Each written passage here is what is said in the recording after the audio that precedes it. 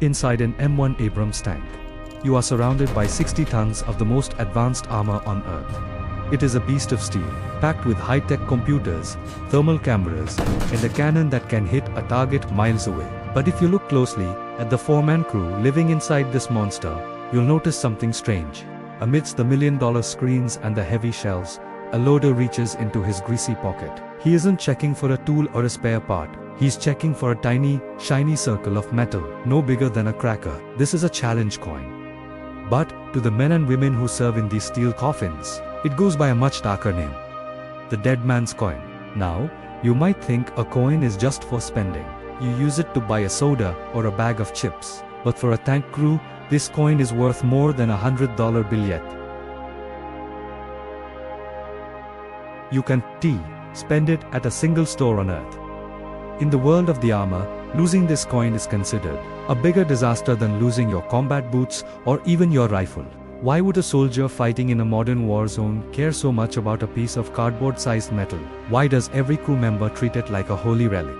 And what is the terrifying reason it earned the name Dead Man's Coin? The answer isn't just about luck. It's about a secret code, a 100-year-old rescue mission, and a life-or-death rule that starts the moment someone slams a piece of metal onto a table. To understand the mystery of the coin, we have to go back to a time when your identity was unkept on a computer, was kept in a leather pouch around your neck. Our story starts over a century ago, in the muddy, blood-soaked fields of World War I. Back then, flying a plane wasn't like it is today. There were no GPS systems, no ejector seats, and no radios. If you went down, you were on your own. There was a wealthy American lieutenant who wanted to give the pilots in his squadron a way to stay connected, a way to remember they were part of a team. He didn't give them medals or money. Instead, he had a jeweler strike small, solid bronze coins. Every pilot in the unit tucked their coin into a leather pouch worn under their flight suit. It was a secret brotherhood. At the time, they thought it was just a lucky charm. But for one specific pilot, that charm was about to become the only thing standing between him and a firing squad. During a dangerous mission, this pilot's plane was shot to pieces. He crashed deep behind enemy lines and was immediately captured by the Germans. To make sure he couldn't escape or prove who he was, the Germans took everything. They took his ID, his jacket, and even his boots. He was left in civilian clothes, looking like a common criminal. He managed to escape during a chaotic night and crawled for miles until he reached a French outpost. He was starving, exhausted, and desperate. He ran toward the French soldiers, shouting for help. But there was a problem. The French didn't see an American ally. They saw a man with no uniform and no ID, who spoke English with a strange accent. In the middle of a world war, that only meant one thing: a German spy. The French soldiers clicked their rifles into fire. They were seconds away from executing him. In a last-ditch effort, the pilot pulled out the only thing the Germans had missed: his bronze coin. He held it up to the light, showing the squadron insignia. One of the French soldiers stepped forward. He peered at the bronze circle. He recognized the symbol of the American squadron. He shouted for the others to lower their guns. Instead of a bullet, the pilot was given a hot meal and a bottle of wine. That tiny piece of metal had done what a 60-ton tank does today. It saved a life. From that day on, the coin wasn't just a souvenir. It was life insurance. And it was about to evolve into a tradition that would eventually find its way into every American tank for the next century. As the years went by, the coin stopped being a secret hidden in a pouch and turned into a weapon of social survival. This is where the name Challenge Coin actually comes from. Imagine you're a tanker. You've just finished a grueling 12-hour shift in a hot, dusty tank. You go to a local spot to grab a drink with your crew. Everything is relaxed until crack. Someone slams their coin on the table. This is the challenge.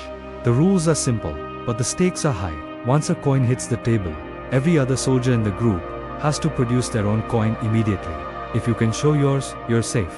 But if you're the one person who left it in your locker, or worse, lost it, you have to buy a round of drinks for the entire crew. But wait, there's a twist. If the person who started the challenge slams their coin, and everyone else has theirs, then the challenger has to buy the drinks. It's a high-stakes game of military poker. On the surface, this looks like just a silly drinking game. But in the world of the military, it's actually a psychological test. Think about it. A tank is a tiny, high-pressure box where one mistake can get everyone killed. If a soldier isn't disciplined enough to remember a small coin in his pocket, How can the commander trust him to remember the safety drill for a jammed gun, or the secret radio frequencies for the day? The coin is a constant test of accountability. It proves you are prepared, 24 hours a day, 7 days a week. But the challenge isn't the only reason tankers carry them. There is a much more somber reason these coins are tucked into pockets and taped to consoles. It's a reason that involves fire, steel, and the promise that no soldier is ever truly forgotten. It's time to find out why this lucky charm earned such a ghostly nickname. Now we get to the darkest part of the legend. Why is the symbol of brotherhood called a dead man's coin? In modern warfare, the inside of a tank is one of the most dangerous places on Earth. If a tank's armor is pierced by a specialized anti-tank missile, the temperature inside can reach thousands of degrees in a split second.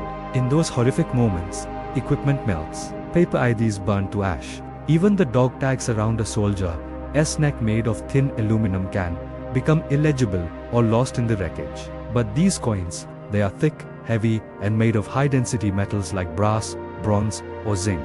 They are built to survive the fire. For many crews, the coin is the final ID. It is the one thing they carry that is tough enough to tell the world who they were, even when everything else has been destroyed. It's a grim thought, but for a tanker, it's a form of comfort. It means you're never truly unidentified. This leads to a tradition that civilians almost never see. It's called penaying. When a tanker loses a brother in arms, the challenge doesn't stop. Soldiers will visit the gravesite of their fallen friend and leave their own coin on the headstone. It's a silent message that says, "I was here, I haven't forgotten you, and your round is on me." But the coin isn't just a ghost story or a grave marker. In the hands of a clever American soldier, it turns back into a tool just like the P-38 can opener. Because when you're 50 miles from the nearest repair shop, a 1-ounce piece of metal can be the difference between a tank that moves and a tank that sits still. Just like the P-38 can opener or the Zippo lighter, the American soldier has a habit of turning sentimental items into survival tools. To a civilian, the coin is a trophy. To a tanker, it's a 1-ounce multi-tool. Tankers have found dozens of ways to use these heavy, hardened metal discs. They use the sharp, ridged edges to scrape carbon buildup off a machine gun's bolt. They use the thickness of the coin as a shim to stop a vibrating piece of equipment from rattling. They've used them to open crates of ammunition, scrape frozen mud off their boots, or even as a makeshift weight to drop a communication wire down a narrow pipe.